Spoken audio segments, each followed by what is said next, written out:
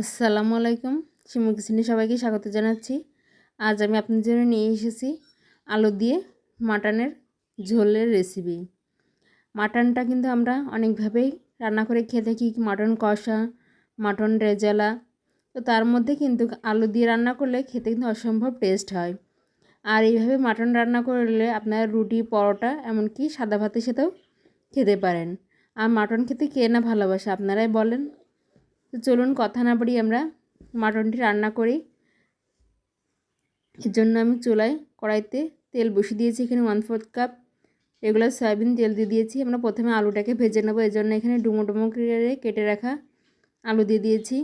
আলুটাকে আমি লবণ হলুদ দিয়ে ভেজে নেবো। এর জন্য এখানে দিয়ে দিচ্ছি সামান্য লবণ এবং সামান্য হলুদ গুঁড়ো। আলুটাকে এভাবে ভেজে নিয়ে রান্নায় ব্যবহার করলে আলুর টেস্টটা অনেক ভালো আসে এবং কালারটা অনেক সুন্দর হয়।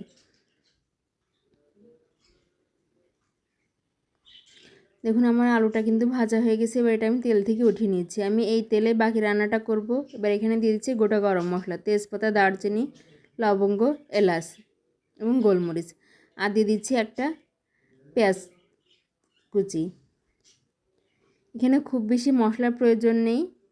আর এই রান্নাটায় খুব বেশি তেলও ব্যবহার করব না, কারণ মাটনটা একটা লাইট খাবার, তাই এখানে তেলের পরিমাণটা কম দিয়ে দিচ্ছি। এটার পেঁয়াজটা কালার চেঞ্জ হয়ে গেলে এর মধ্যে দিয়ে দিচ্ছি 2 টেবিল চামচ আদা রসুন বাটা। আদা রসুন বাটাটা দিয়ে আমি মশলার সঙ্গে ভালোভাবে কষিয়ে নিচ্ছি, যে আদা রসুনের কাঁচা গন্ধটা না থাকে। এই পর্যায়ের মধ্যে দিয়ে দিচ্ছি 1 টেবিল চামচ জিরা বাটা। আপনারা চাইলে জিরা গুঁড়াটাও দিতে পারেন। আমি সমস্ত মশলা আবারও নেড়েচেড়ে ভালোভাবে কষিয়ে নিচ্ছি। এবার দিয়ে দিচ্ছি 1 চা চামচ ধনে গুঁড়ো, 1 চা চামচ লাল মরিচের গুঁড়া, 1 চা চামচ হলুদ গুঁড়া আর 1 টেবিল চামচ লবণ। এখানে লবণটা আপনারা আপনাদের স্বাদ অনুযায়ী দিয়ে দেবেন। এবার এই সমস্ত মশলা আমি ভালোভাবে নেড়েচেড়ে কষিয়ে নেব। আর মশলাটা যাতে পুড়ে না যায়, এই জন্য এখানে আমি 2 টেবিল চামচ পরিমাণ পানি অ্যাড করে দিচ্ছি। সব কিছু দিয়ে ভালোভাবে নেড়েচেড়ে কষিয়ে নিচ্ছি। যখন মশলাটা থেকে এমন তেল ছেড়ে দেবে, এ পর্যায়ের মধ্যে আমি কিছু কাঁচামরিচ অ্যাড করে দিচ্ছি। এটা আপনারা চাইলে পরেও ব্যবহার করতে পারেন। কাঁচামরিচটা দিয়ে একটু নেড়েচেড়ে মিশিয়ে নিচ্ছি। এবার এর মধ্যে আমি দিয়ে দেব আগে থেকে ধুয়ে পরিষ্কার করে পানি ঝরিয়ে রাখা মাটন। এখানে আমি 1 কেজি মাটন নিয়েছি। এটা তেল চর্বি সহকারেই আমি নিয়েছি এবং হাড়ও দিয়েছি। সব কিছু মিক্সড করে এখানে মাটনটা আমি নিয়েছি। এটা রেগুলার সাইজ করে কেটে রাখা।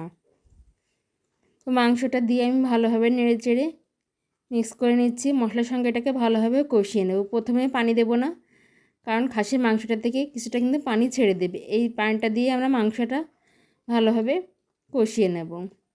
দেখুন মাংসটা থেকে কিন্তু কিছুটা পানি বের হয়েছে। এই মাংসটাতেই নেড়েচেড়ে মাংসটা কষিয়ে নিচ্ছি। এবারের মধ্যে দিচ্ছি 1 চা চামচ গরম মশলা গুঁড়ো। এই গরম মশলা গুঁড়োটা দিয়ে ভালোভাবে মাংসের সাথে নেড়েচেড়ে মিশিয়ে নিচ্ছি। এই গরম মশলাটা দিলে ফ্লেভারটা খুব সুন্দর আসে।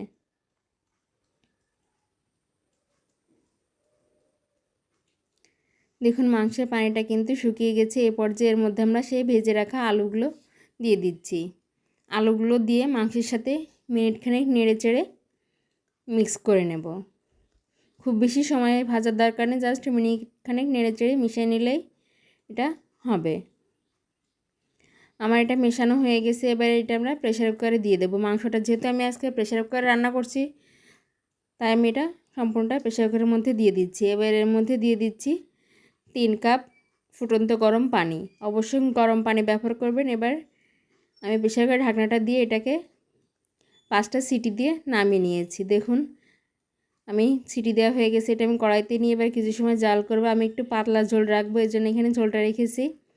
এভাবে আলু দিয়ে পাতলা ঝোল করলে কিন্তু খেতে অসম্ভব মজা লাগে। আমার রান্নাটা প্রায় হয়ে এসছে। আমি নামানোর আগে সামান্য একটু ভাজা জিরা গুঁড়া দিয়ে এটা নামিয়ে নেব। আশা করছি আমার আজকের এই খাসির মাংস রান্নার রেসিপিটি সবার খুব ভালো লাগবে। আর ভালো লাগলে প্লিজ আমার চ্যানেলটি লাইক, শেয়ার এবং সাবস্ক্রাইব করবেন। আর যারা এই ভিডিওটি আমার ফেসবুক পেজে দেখছেন, প্লিজ পেজটি ফলো দিয়ে আমার পাশে থাকবেন।